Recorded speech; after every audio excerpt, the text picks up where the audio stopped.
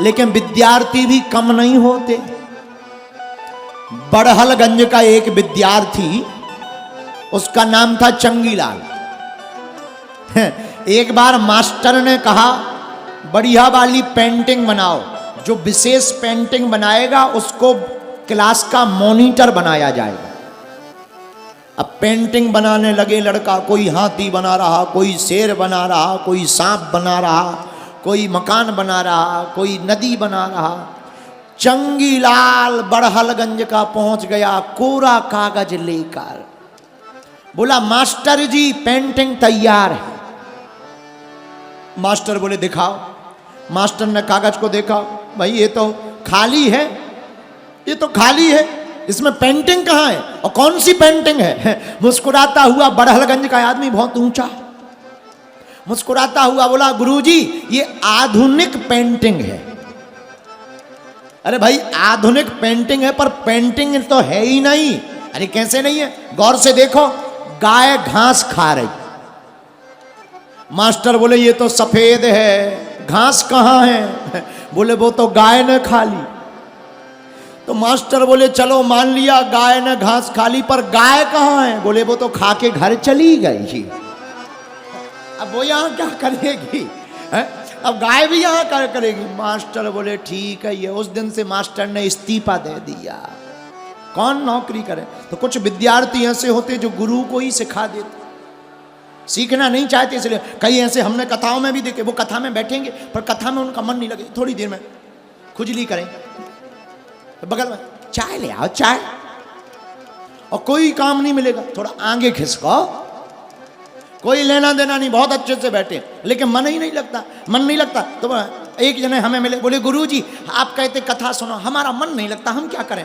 हमने कहा एक बात बताओ, रेलगाड़ी में बैठते हो। बोले बैठते हैं। हमने कहा ट्रेन में बैठते हो तो ट्रेन में बैठने पे मन लगे ना मन लगे, पर क्या ड्राइवर तुमसे पूछता है तुम्हारा मन लगा तो चले, पूछता। बोले नहीं पूछता। हमने कहा ट्रेन में तो बैठ जाओ, तुम्हारा मन लगे या ना लगे ट्रेन तुम्हें स्टेशन पर पहुंचा कर मानेगी। वैसे ही कथा है, कथा में आकर तुम बैठ जाओ, मन लगे या ना लगे यह कथा तुम्हें राम राज्य तक पहुंचा करके ही मानेगी। अच्छा एक और ऐसे ही विद्यार्थी था, अब रहा होगा गोरखपुर का, ज्यादा बुराई नहीं करनी है क्योंकि अभी हमें कल तक रुकना है, कल तक रुकना है। गोरखपुर का विद्यार्थी नाम टिल्लू गुरु। टिल्लू गुरु मास्टर के पास गया, बोला सर तुम्हारे पिताजी जिंदा हैं कि मर गए। मास्टर बोले मर गए। टिल्लू गुरु बोला आज हमारे सपने में आए थे। तो मास्टर बोला हमारे पिताजी तुम्हारे सपने में क्या कर रहे थे। तो मुस्कुराता हुआ टिल्लू गुरु बोला सर जी आपके पिताजी आज रात को हमारे सपने में कह रहे थे कि हमारे बेटा जो प्रिंसिपल है उसके पास चला जाना, कह देना इस बालक को पास कर दें। मास्टर बोला जय हो, हमारे पिताजी तुम्हारे सपने में, ठीक है कल आना। और जैसे ही कल आया सोई मास्टर बोला सुनो हमारे पिताजी हमारे सपने में आए थे। टिल्लू गुरु बोले तो क्या हुआ। बोले आकर के कह रहे थे कि जो लड़का कल हमने भेजा था महानालायक है, उसको पास मत कर देना, पास हो भी तो फेल कर देना। लेकिन गोरखपुर का आदमी हार मान जाए, ऐसा तो हुआ ही नहीं। तुरंत टिल्लू गुरु मुस्कुरा कर बोला देखो अब आपको पास करना हो करो, फेल करना हो करो, लेकिन एक बात बोले बुरा ना मानना, तुम्हारे बाप 2 कौड़ी के आदमी हैं। बोले क्यों। बोले हमसे कुछ और कहते तुमसे कुछ और कहते, 2 कौड़ी के आदमी हैं। ऐसे भी लोग होते हैं पृथ्वी पर विद्यार्थी। ऐसे विद्यार्थी कभी पास नहीं होते, जो कुतर्क करते हैं वो पास नहीं होते, लेकिन जो तर्क करके जिज्ञासा करके पढ़ाई करते हैं वो पास होते। उसी प्रकार कथा में और जिंदगी की जंग में भी वही मैटर में पास होते हैं जो कथा में कुतर्क करने नहीं, कथा को ज्ञान को ग्रहण करके जीवन को सुधारने का काम करते हैं, वही कथा में पास हो जाते हैं। बोलो सीताराम, जोर से बोलो और जोर से बोलो। तो दैहिक दैविक भौतिक 3 ताप मिटाने का काम किसका, राम राज्य का काम।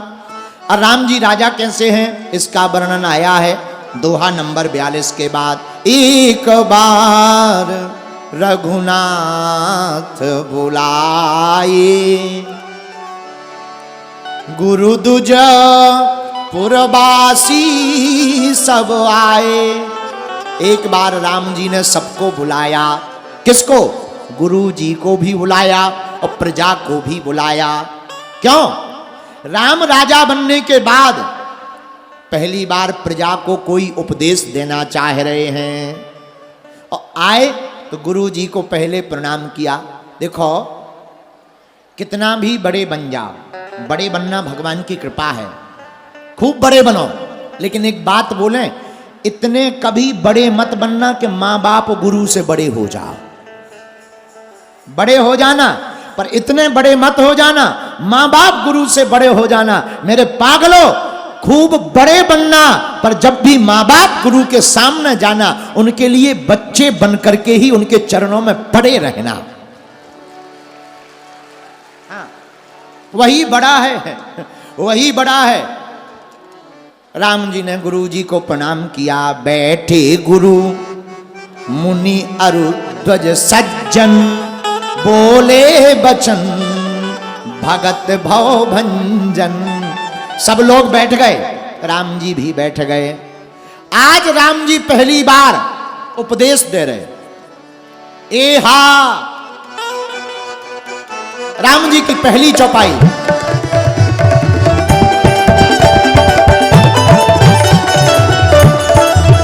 ए हा सुनहु सकल पुर जन मम वानी,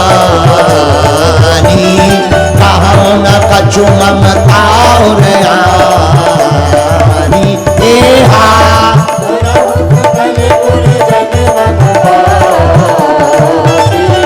कहूँ न कछु ममता और आनी।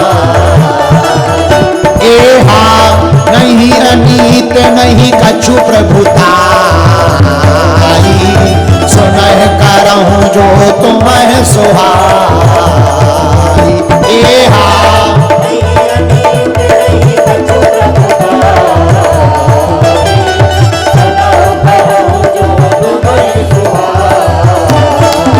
श्री राम श्री राम जय राम जय जय राम।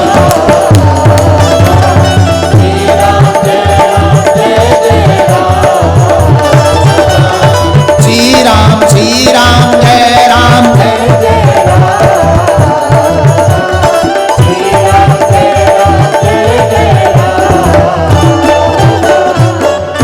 राम जी बोले, हे प्रजाजनों, आज हमारी वाणी सुनो। मेरे प्रियजनों, वाणी सुनो। सब प्रजा हाथ जोड़कर बैठ गई। राम जी बोले, जो अनीत कछु भाषो भाई। हे प्रजा, अगर हम कोई भी अनीति का काम करें या गलत बोलें या हम कोई गलत न्याय दें तो प्रजा तुम्हारा कर्तव्य है बिना भय किए हुए भय त्याग कर हमको डांटने के लिए आ जाना। ये राम राज्य की नीति है। कितनी अद्भुत नीति। मानो राम जी कहते हो राजा वही है जिससे प्रजा भयभीत ना हो। क्यों? पुलिस वालों के बल पे राज्य तो चलाया जा सकता है पर टिकाऊ नहीं। सिपाहियों की दम पर राज्य चलाया जा सकता, टिकाऊ नहीं। स्थायी राज्य चाहिए, स्थायी राजा बनना है तो प्रजा के साथ गले से गले मिलाकर के चलना पड़ेगा। ये हम नहीं कह रहे, राम जी कह रहे हैं। जो अनीति कछु भाषो भाई, जो अनीति कछु भाषो तो मुहि बर जहूं भय बिसराई।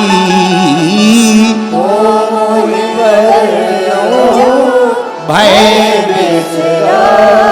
अगर हम कोई अनीति का काम करें तो हमको बताओ। क्यों? राम जी बोले हम राज्य करने के लिए राजा नहीं बने, हम अपने प्रजा की मृत्यु नहीं, राम कहते हम अपने प्रजा का मोक्ष चाहते हैं, प्रजा की मृत्यु नहीं चाहते, हम मोक्ष चाहते हैं। और रामायण की चौपाई राम जी आगे बोले, बड़े भाग मानस तनु पावा, सुर दुर्लभ सद ग्रंथ गावा। राम जी कहते, हे प्रजाजनों, बड़े भाग्य से मनुष्य तन प्राप्त हुआ है। मनुष्य का तन सबको नहीं मिलता। देखो, पहला सौभाग्य यह है कि भगवान ने हम लोगों को 84 लाख योनियों में मनुष्य बनाया। क्या बनाया? जोर से बोलो। अच्छा, मान लो कहीं अगर हम लोग भैंस बने होते तो क्या कथा सुन रहे होते? बोलिए बोलिए। घोड़ा घोड़ी बने होते तो क्या कथा सुन रहे होते? भगवान की क्या कृपा है, क्या बनाया भगवान ने? पहला सौभाग्य भगवान ने मानव तन दिया, दूसरा सौभाग्य भारत जैसा वतन दिया है? कौन सा वतन दिया? अच्छा ठीक है, ऐसे समझो, मान लो तुम वेस्ट इंडीज में तुम्हारा जन्म होता तो क्या राम कथा सुन रहे होते? विचार करिए। अच्छा मान लो अगर तुम इसी टाइम पे चाइना में पैदा होते तो क्या राम कथा सुन रहे होते? मास्क लगाए, चीन चांग चांग चांग चांग चांग, यही कर रहे होते। छोटी छोटी आंखें, घूम रहे होते। कई बार तो समझ में नहीं आता है कि फोटो कॉपी पे फोटो कॉपी है क्या है? समझ में नहीं आता, लगता है भगवान ने एकदम कॉपी पेस्ट छोड़ दिए लगातार है? तो क्या चीन में होते तो क्या राम कथा सुन रहे होते? अरे बोलो। तो क्या सौभाग्य है? पहला सौभाग्य मनुष्य तन मिला, दूसरा सौभाग्य भारत जैसा वतन मिला, और तीसरा सौभाग्य सनातन जैसा धर्म प्राप्त हुआ है। मान लो, बुरा ना मानना, अपना ही एक धर्म है, बाकी तो सब मजहब है भैया। हाँ, औरों के पास में एक ही किताब है, नीली, हरी हरी हरी हरी हरी विष्णु हरी, एक किताब। चाहे वो उल्टी पढ़ ले, चाहे बीच में से पढ़ ले, चाहे छोर से पढ़ ले, अपने पास 4 वेद, 6 शास्त्र, 18 पुराण, 108 उपनिषद, गीता, रामायण, महाभारत, पुरखों के पुरखा चले जाएं पर एक भी ग्रंथ को पूरा नहीं पढ़ पाएंगे, इतना विशाल सनातन धर्म है। रोको रोको रोको रोको, और जनों के पास में तो एक ही भगवान है।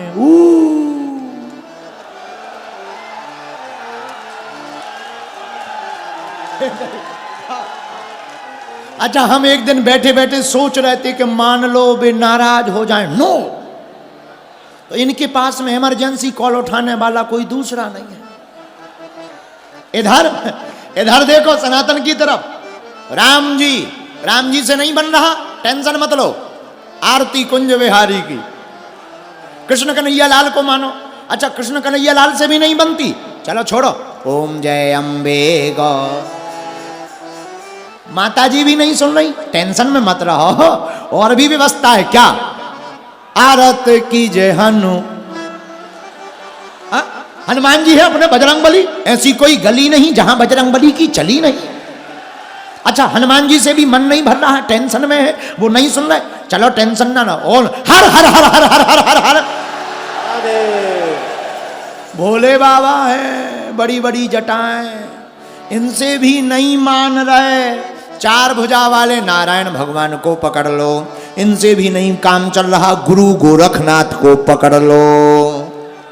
अपने पास इतनी व्यवस्था है, इसीलिए लोग हमसे कहते कि आप ऐसी बातें बोल देते, कई बार आग लग जाती। हम आग लगने वाली नहीं, हकीकत बताते। औरों के पास में एक ही भगवान, वो भी भगवान है ही नहीं, फोटो तो है ही नहीं, पता ही नहीं क्या है।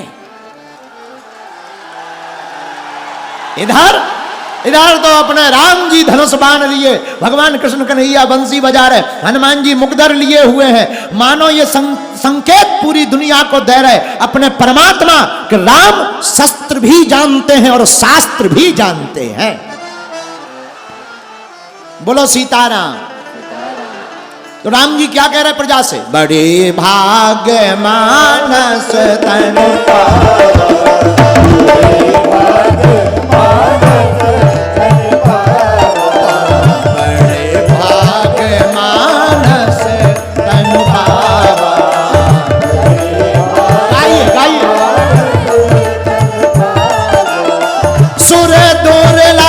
सब ग्रंथ निगावा,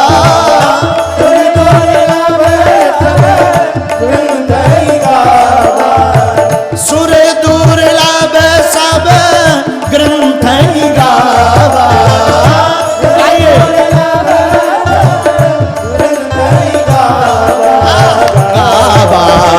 श्री राम जय राम,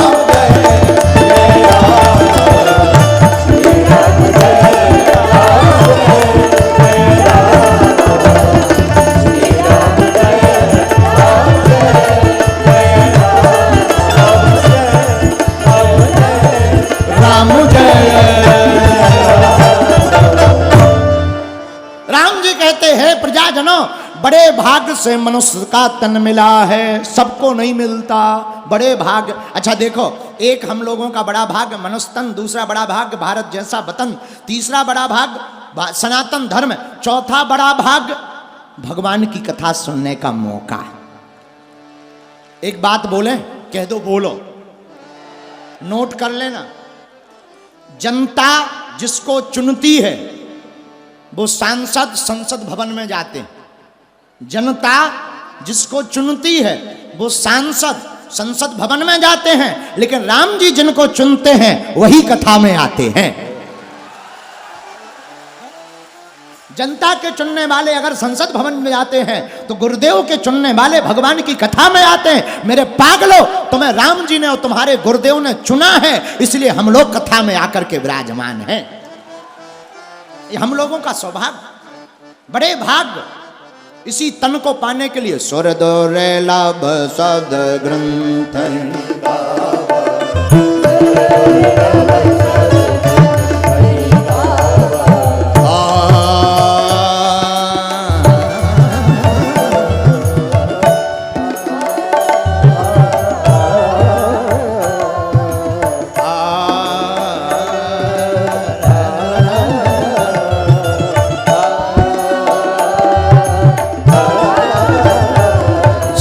देवताओं को भी ये मनुष्य तन मुश्किल।